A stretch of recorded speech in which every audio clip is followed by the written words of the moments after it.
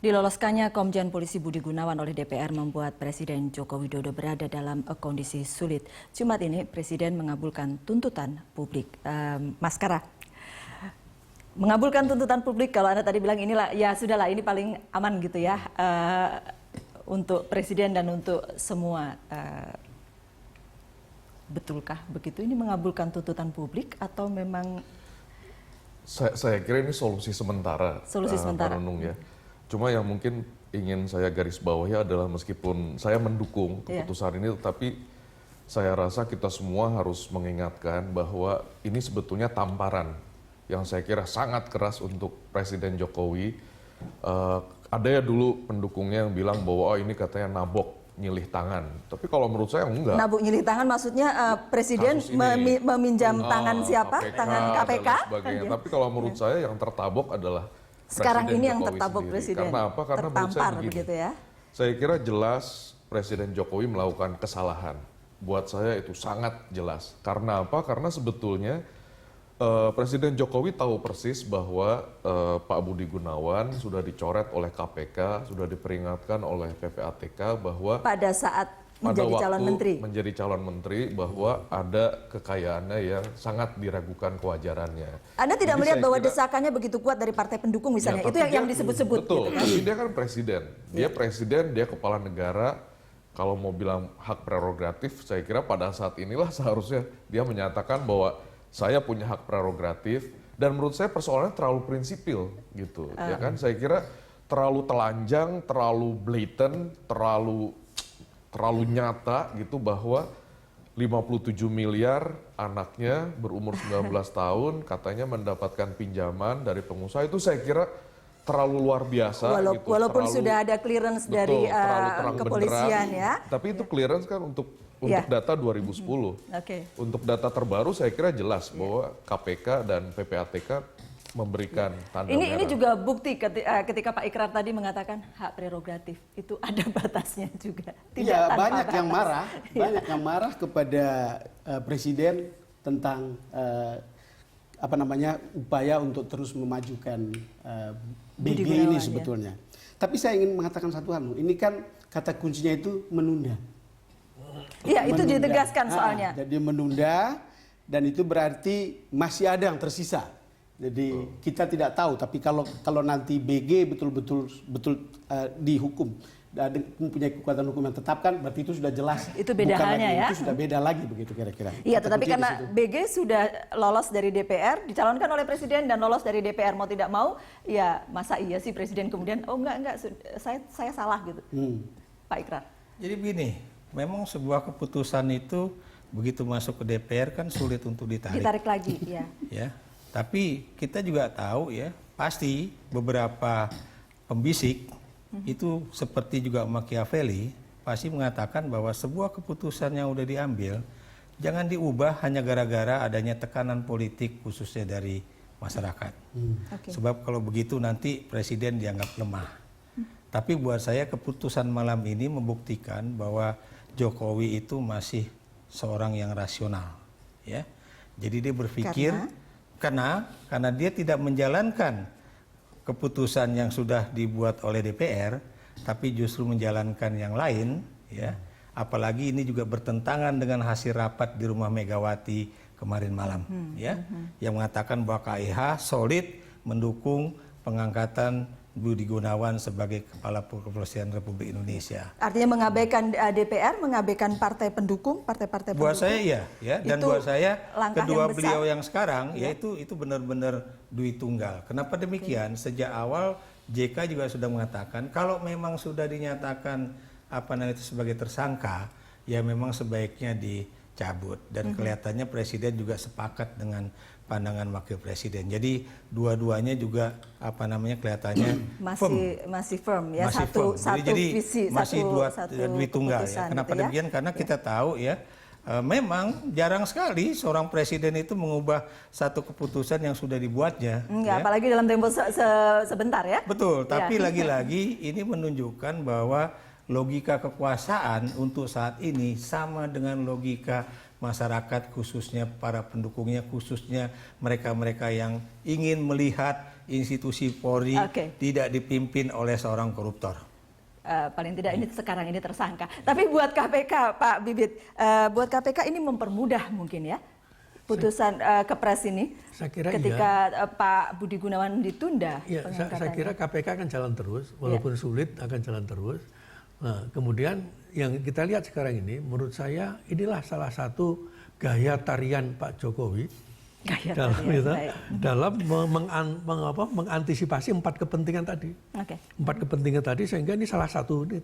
Suatu saat akan ada friksi-friksi baru lagi, dan ini adalah awal dari kepemimpinan Pak Jokowi di situ. Karena buat saya kalau Pak Budi Gunawan jadi Kapolri tentu lebih sulit buat KPK untuk melakukan. Bagi KPK nggak ada alasan. Dia nggak ada alasan apapun yang akan terjadi, dan ada gium hukum yang ada di lingkungan penegak hukum yang bersih. Ya. Hukum harus ditegakkan walaupun langit itu roboh. Semua ahli hukum pasti akan bilang begitu. Iya. Padahal hari-hari kemarin kita bilang, banyak orang kemudian mengatakan ini cicak lawan buaya versi kedua, Bang Don. Orang mengatakan akan seperti itu. Tapi yang menarik untuk saya, ini dalam kasus BG ini, semua orang seperti saling jorok-jorokin. Ini apa namanya? Jorok-jorokin bukan jorok kotor ya, tapi bukan jorok kotor mendorong, tapi mendorong orang untuk masuk ke dalam perangkap di mana kemudian BG adalah objek permainannya. Coba KPK tadi saya sudah bilang bukan koinsiden, tiba-tiba menetapkan dia sebagai tersangka. Walaupun Pak Bibit mengatakan tidak. Ya. Lalu kemudian saya berpikir di DPR, yang tadi, yang tiba-tiba, sebetulnya di zaman saya itu sudah ada indikasi Pak, 2010. Oh iya, tetapi kan belum ada pemeriksaan terhadap dia dipanggil ke sana. Ini menurut cerita yang berkembang. Sudah ada penyelidikan Pak, bahwa ada indikasi kuat bahwa dia bisa dijadikan tersangka. Gitu, sehingga sekarang ini diulangi lagi. Artinya mestinya kan kenapa tidak 2 bulan lalu, 3 bulan lalu, dan pas saat itu yang saya katakan bahwa kok ini seperti saling gitu ya. Karena setelah dimajukan sebagai calon menteri kemudian, tapi sementara presiden juga tahu bahwa status BG seperti itu masih berani mengajukannya. Yang menarik DPR. Saya semula membayangkan KMP akan menolak. Tapi kok PKS manis terima, Golkar manis sekali menerimanya, Gerindra yang kita anggap sebagai salah satu inti dari oposisi sana manis juga menerima BG. Ya ini kan cerita yang menurut saya ahli politik. Bang Don melihatnya sebagai ini sudah jerumuskan saja. Saya menjerumuskan semua orang sana. Ya pasti Pak Don Bosco tahu persis ya bahwa biar bagaimanapun ada keinginan-keinginan supaya pemerintahan Jokowi itu tidak bertahan 1 tahun. Ya. Dan itu buat saya ini juga bagian dari jebakan politik ya. Karena kan sesuatu yang aneh, tiba-tiba PKS yang biasanya keras terhadap PDIP, yang keras terhadap Jokowi, tiba-tiba begitu lembut dengan mengatakan bahwa prosedur ini sudah dijalankan dan sebagainya. Demikian KMP yang biasanya juga keras terhadap KIH itu seolah-olah bermanis-manis ria. Tapi kan Anda tahu kan, kalau saya misalnya politisi dan Anda politisi, kalau saya kemudian senyum-senyum dengan Anda, baik dengan Anda, belum tentu itu betul. Saya ingin mendukung Anda. Bisa saja itu betul. Mas Hara, belum tentu orang yang politisi yang senyum-senyum sama kita itu berniat baik. Anda termasuk yang mendukung itu dijerumuskan begitu kan? Iya, jadi saya sejak awal berdiskusi dengan teman-teman, saya kira kalau Presiden Jokowi ngotot melantik Komjen Budi Gunawan, saya kira jelas-jelas dia melanggar sumpah jabatannya yang menyatakan bahwa saya Presiden Republik Indonesia akan menjalankan Undang-Undang Dasar, Undang-Undang dan segala ketentuan seluruh-seluruhnya. Saya kira itu jelas pelanggaran, dan kemudian sumpah jabatan diatur di Undang-Undang Dasar 45. Jadi saya kira jelas sekali bahwa Presiden Jokowi melakukan pelanggaran terhadap Undang-Undang Dasar 45 pasal 9. Jadi saya kira terbuka lebar peluang untuk, bukan hanya secara moral, tetapi saya kira peluang untuk katakanlah upaya-upaya yang memang menginginkan seperti yang tadi disinyalir oleh Pak Ikra, saya kira terbuka. Iya. Dengan keputusan Presiden ini, hubungan KPK dengan Presiden tampaknya masih cukup baik ya Pak Bibit kalau melihat itu. yang seharusnya ya memang harus baik. Seharusnya harus baik. Karena kemarin itu kan kesannya presiden menyatakan mencalonkan BG, kemudian KPK mengumumkannya sebagai tersangka dan sampai sekarang belum ketemu loh. Enggak, sekarang kita kembali lagi pada awal pembentukan KPK. Gitu. Sekarang ini kan dikembangkan bahwa KPK itu nggak perlu ada lah gitu ya. Gitu. Karena apa juga setiap saat seperti itu. Dan itu bukan hanya suara oposisi, Pak, Iya. tapi juga suara itu yang mengkhawatirkan sebetulnya. Sehingga apa? Sehingga dulu tuh apa sih kenapa kita bentuk KPK setelah reformasi ini, gitu kan? Karena penegak hukum nggak jalan dalam penindakan korupsi itu nggak bener gitu. Sehingga KPK ada. Lah setelah KPK ada, loh kita tuh hebat loh, membuat undang-undang itu luar biasa. Ya, TAP MPR ada, undang-undang 31, tambah lagi 20, tambah lagi undang-undang nomor 2 untuk KPK itu 2002. Nah, itu akhirnya tanggal 30, nomor 30 2002 itu. Untuk apa kita buat? Nah kalau sekarang ini akhirnya KPK sudah melaksanakan dengan benar-benar. Nah, kemudian dulu waktu zaman saya itu ada suara juga, KPK itu anak durhaka katanya. Pak Bibit, lebih dari situ ada satu hal yang kemudian menjadi pembicaraan juga kemarin itu ketika Pak Budi Gunawan jadi tersangka. Masih banyak tersangkanya KPK yang belum maju ke proses selanjutnya, tidak ditahan pula gitu.